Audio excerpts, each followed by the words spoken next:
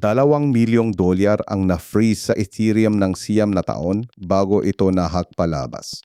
Guwamit ang developer ng white hat exploit para mailigtas ang halos $2 milyong sa sirang contract mula sa token Sale noong 2016. Nakalok ito mula noong unang araw ng Ethereum dahil sa lumang depekto sa code. Sa halip na nakawin, ibinalik ng developer ang pondo sa tunay na may-ari gamit ang exploit ng magnanakawa. Sa 48 eligible na investor, 2 na ang nag-claim, 96.5 Ether, halos $200,000 na yon. Bihirang paalala ng skill sa likod ng malalaking crypto theft ay pwedeng magbalik ng pera.